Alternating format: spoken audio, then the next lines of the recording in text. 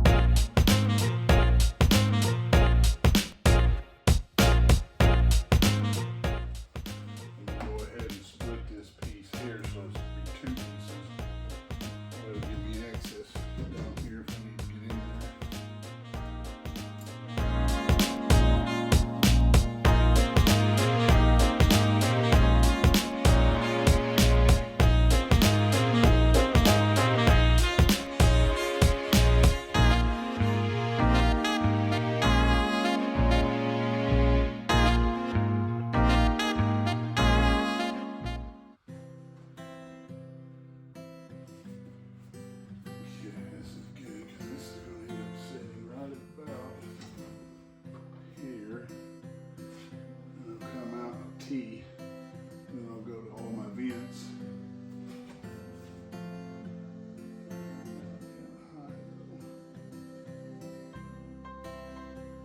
I repurposed some of my wife's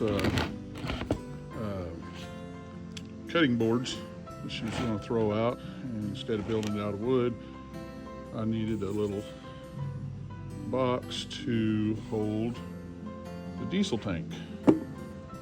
So there we have it.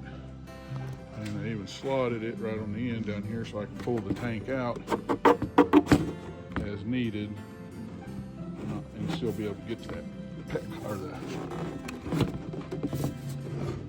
hard to do here one-handed. But you get the gist of it. It's nice and tight, that way I don't have to strap it in. And I'll show you where it's going to go. I thought I'd show it to you before I painted it. Just got a couple brackets there. And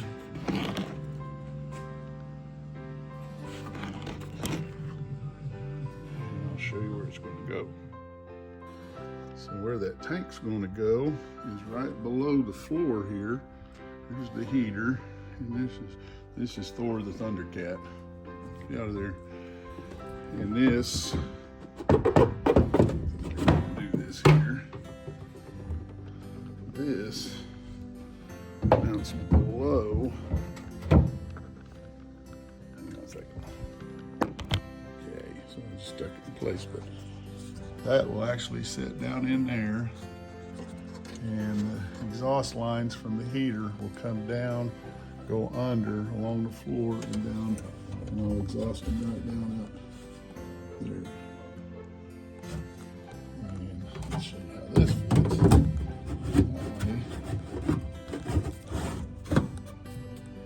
That sits right there, and then when the diamond plate floor is on here, the only thing that'll be exposed is so you can feel it.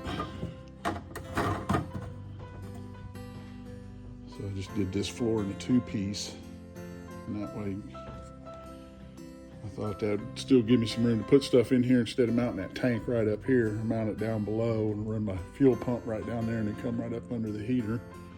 And then the heater I'll tee off and come up to my vents. And pretty handy.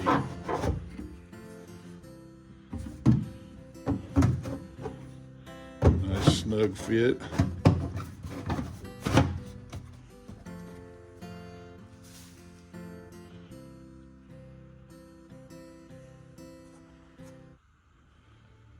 And that'll take care of my defroster and my front heat for driver and up front. I figured I ought to give it a bench test before I put it in the bus, make sure it was working all good. And man, oh man, that sucker is hot. Okay guys, I'm back at it. Time to do some duct work. Thought I'd show you some of my handiwork here. This is the diesel heater, all mounted in place. And like I showed you,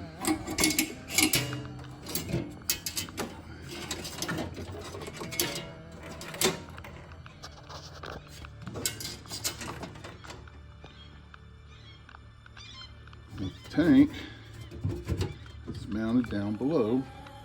I'll have to put the phone down. What's nice is this all comes out. Pretty easy access, just 2 screws. Take off the glove box cover, and then 2 screws holds this down. And that access is the diesel pump. I put it up here where it's close, easy to get to and out of the way. And then the exhaust goes right down there, all the way along the bottom. It's not nowhere near, it's a good 6-8 inches below, maybe more than the tank. And then it drops right down there and goes out.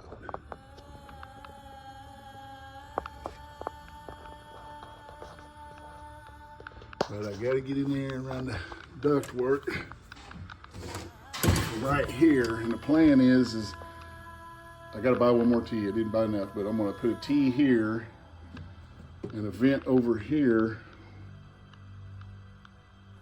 where I can, you know, with flapper valves, so I can blow the heat down here at my feet or blow it all up top. And luckily everything's pretty easy access. Just gonna get from right there, put a T right there. But finally, it's the first day we've had any decent weather to do anything.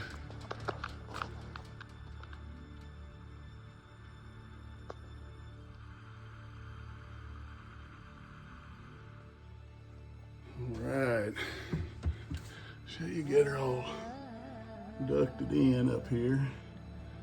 It all worked out pretty good.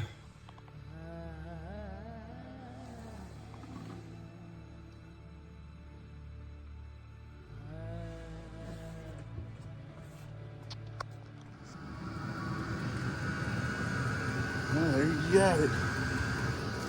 Air up here.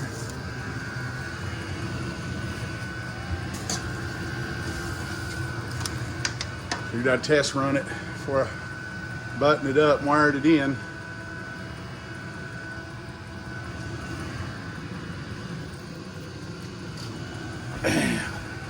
These things are doing real good. Get nice air out of all the vents.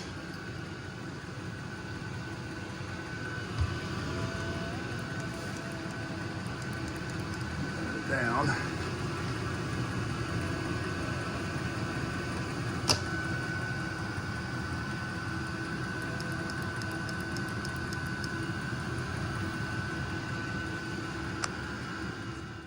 So if any of you guys are looking for an alternative for front heat and defrost, I think that'll probably work pretty well.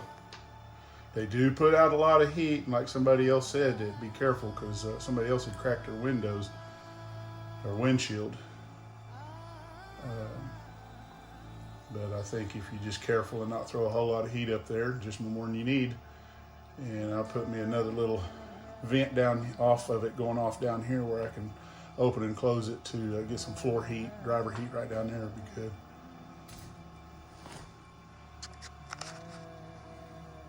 But that takes care of one more thing I needed checked off the list. Nice location like this got a nice price attached to it. She realized there was a reason this spot wasn't taken.